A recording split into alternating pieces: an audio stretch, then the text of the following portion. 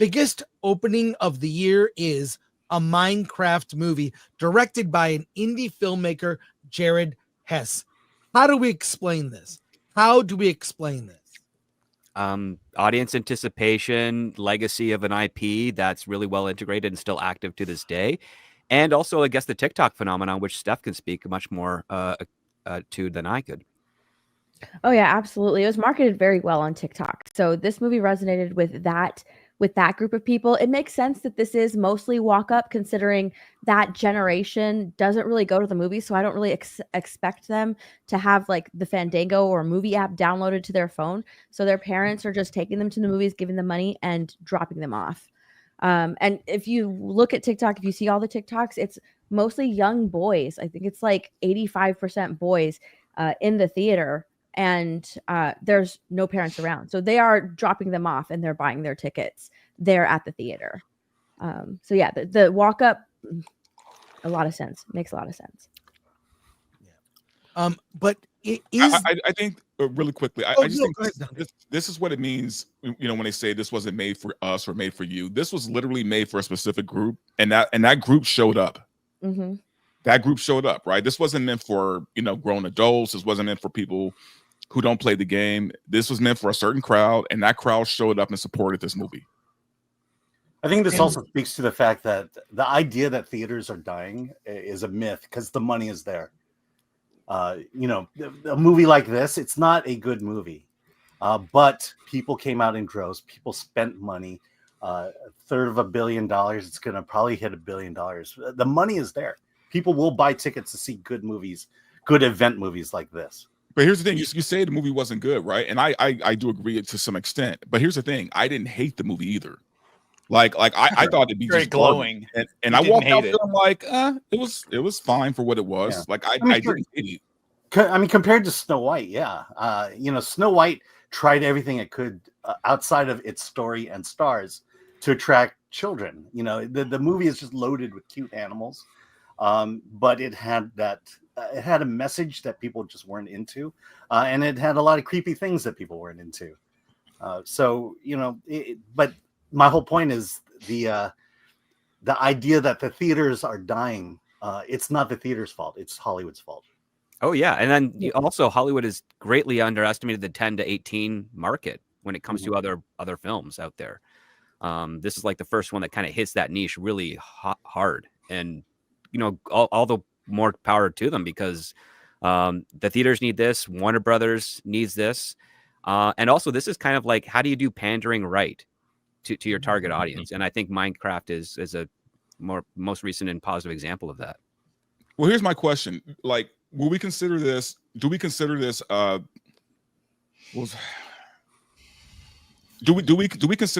event movie? Yeah. Yes. TikTok. Yeah.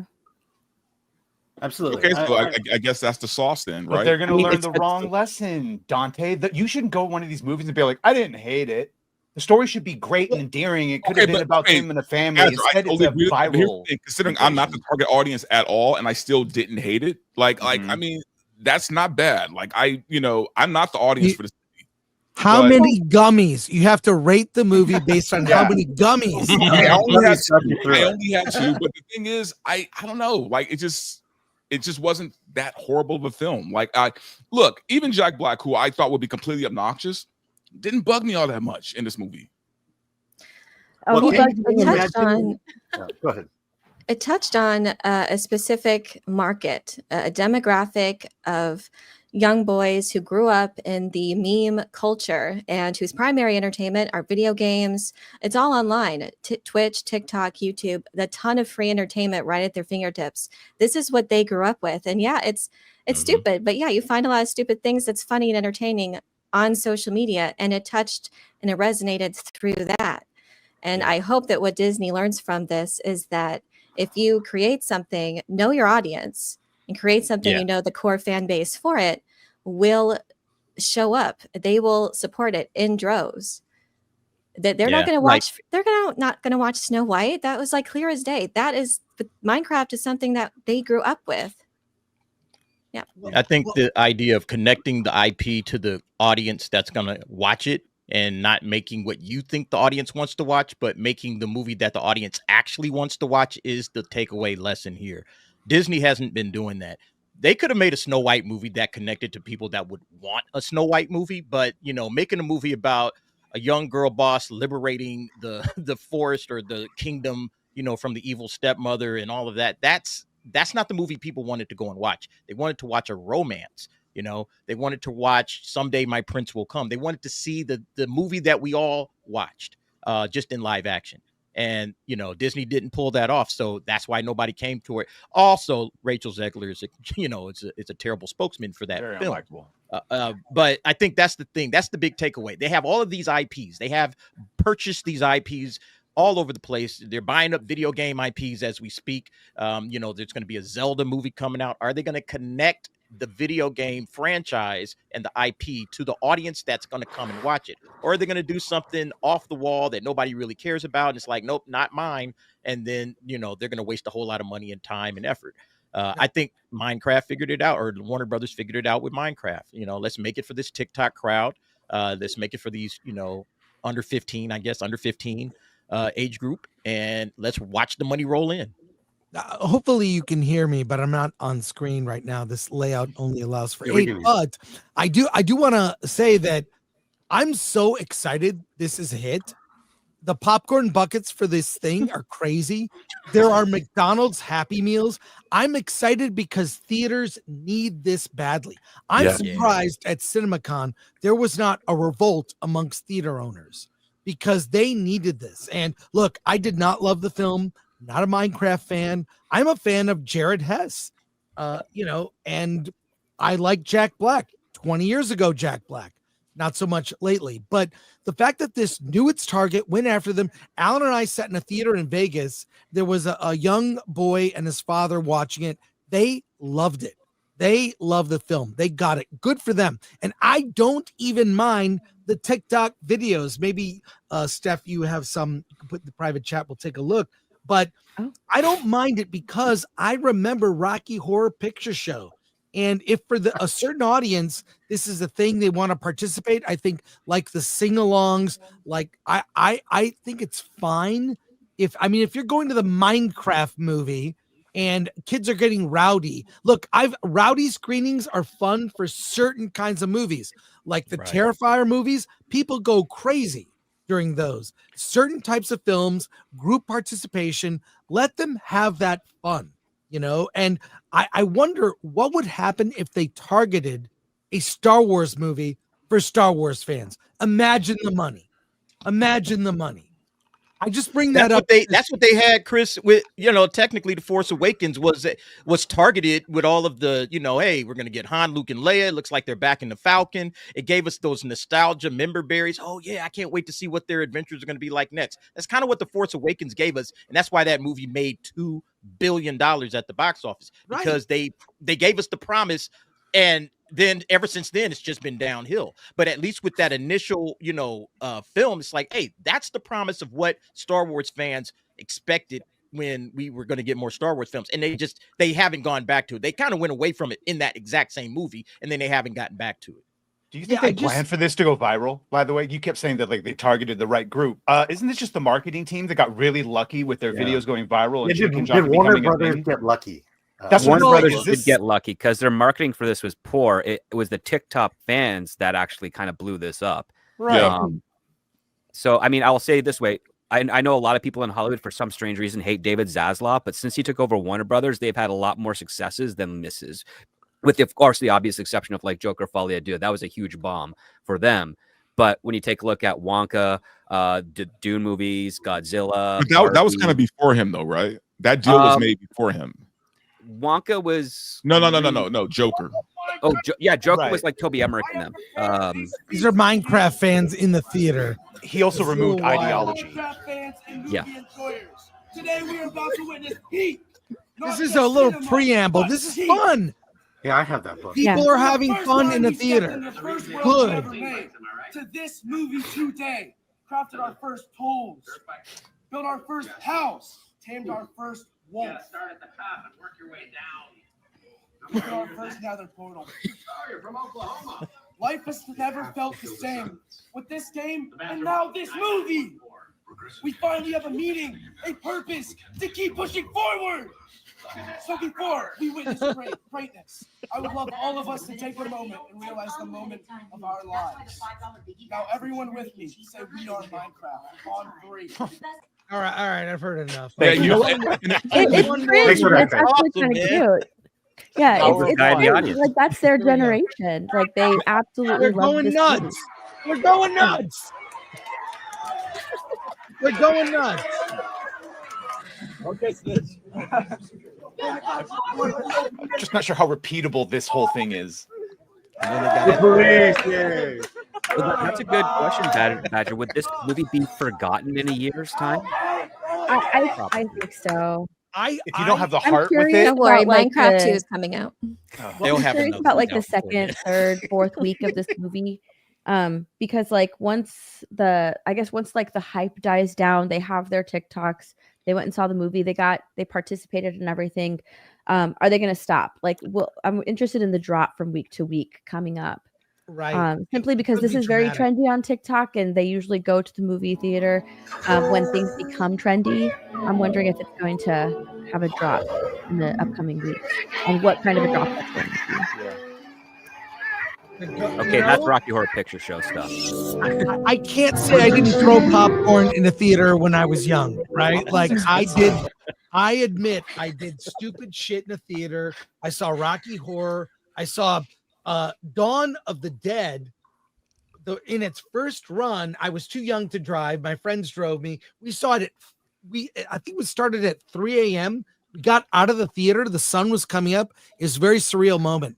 But I will never forget how that movie blew my mind, literally blew up ahead in the opening of the film, which changed everything for horror. I was there opening night. You remember. They did dress up, Rob? They did a horror movie marathon, and that was the last movie they showed. Yeah, so no. Go to see Dawn of the Dead. For me, I had actually read I had the novelization from the Sci-Fi Book Club. So I hadn't seen Night of the Living Dead when I saw Dawn of the Dead. Because there was they didn't really show Night of the Living Dead on TV much for obvious reasons. So I hadn't seen it. And I was so excited for Dawn of the Dead, having seen pictures in Fangoria and stuff. And my dad took me to the theater. And remember, they said no one under 17 is admitted, period. Like they weren't letting, I mean, it wasn't a rating thing, but my dad went and lied and said my mom was inside the theater already. Right. And I went into the theater for Dawn of the Dead. God. And there was only like 10 people there. And I ended up sitting next, I don't know why, I was sitting next to this couple, and I told them what they were in store for. And they were all excited. They were like in high school or whatever. Right. It was one of the greatest. I mean, that movie was life-changing. Yeah. Seeing it at 12 years old. Well, the theater I was at, I mean, they weren't throwing popcorn or acting crazy, but here's the thing. They were cheering, they were clapping, and honestly, to my surprise, like the theater was full. I haven't been in a full theater in a very long time. Like most movies I go watch is pretty empty, and people showed up for this movie. So whatever they did something right. Well, this proves maybe, and we're going to see come July and with Thunderbolts, we will see how healthy the superhero genre is. It may be replaced with video game movies because there has not been a bomb recently. The Sonic films are a franchise. Really good. Yes. Right? If they're good. Super Mario, they already announced part 2. Mm-hmm. Okay. This is a hit. I won't be surprised. Yeah, but we also have Borderlands too. So right. Well, it was not viral, right? I think it's video game. I think it's video game movies meant for kids. Yeah, exactly. Young boys. And I think what's next? I said this over a year ago. I bought Skibbity Toilet action figures, which do exist. Look them up. Skibbity Toilet. I was at Dragon Con, WonderCon. There are kids dressed as Skibbity Toilet characters with the TV head or the toilet head thing. And I think they're underrated. They're very bizarre. It's not a video game per se, but I think you could make it really has an epic scale to it. That's what's coming, folks. Skibbity Toilet may get an Oscar nom. You heard it here first. Well, maybe the key, maybe the secret is just for kids, because the next movie up for Warner Brothers, video game wise, is Mortal Kombat, and I don't think that movie's going to do well at all. I think well, it's not for kids. It's already a niche game. It's going to be violent, so it's going to be a rated R video game movie. So the kids are already out for that one. So they're going to take a loss on this one. Would for those who saw this a Minecraft movie, how would you say that Jared Hess did as a director? Did it feel like he actually had a stamp on this movie? Because Disney doesn't have new directors from indie to have a stamp on their film. Yeah, Steph, when they're 69ing through the air, how was the direction on that? In the first, in the 20 minutes in the beginning, when they're in the real world, was like a Jared Hess indie movie. Yeah. What was that movie he did? Gentlemen Broncos. He did Nacho Libre. He did, Napoleon Dynamite. Amazing. It had that weirdness that I like. So it really felt like Jared Hess for those parts. Then when it got to the game world, Wizard of Oz thing, it lost me. But felt like studio notes. Like that. I really wish that it was a lot better. Because Minecraft is a game where you can be incredibly creative. I wish that they had leaned into that. They didn't show a lot of building. They showed maybe 2 things. It was just a lot of exposition. So I feel like the Minecraft players deserved more. What they got, they loved. The movie embraced meme culture. It actually embraced a lot of the Minecraft YouTubers as well, because some of them were featured in the movie, and there were nods to other YouTubers. There was a nod to Technoblade, who passed away, and a lot of the young kids, a lot of the 12-year-olds are paying homage to him on TikTok right now, and they loved that he got a nod. So this movie embraces the meme culture and embraces YouTubers who are huge, who play Minecraft, which is really cool. And while it's not my cup of tea, not at all, I think that this movie could have been a lot more creative. It could have been a lot better. It could have actually had a storyline. It could have had an impact on kids as opposed to just embracing the memes. Because I think that if it had sort of embraced Minecraft and embraced what people fell in love with Minecraft, instead of sort of just embracing the memes of Minecraft, I think that story could resonate with kids, and it's something that you can go back and watch, as opposed to just watching this once. It's a one and done movie, is what it feels like. It could have been so much better, but I'm happy it's doing well. I'm happy it's resonating with that audience. But I just feel it could have been so much better. Yes, Steph, what you said about the story, if there was a story that resonated with kids, that connected with them emotionally, that's how you get parents to come back and see the movie again.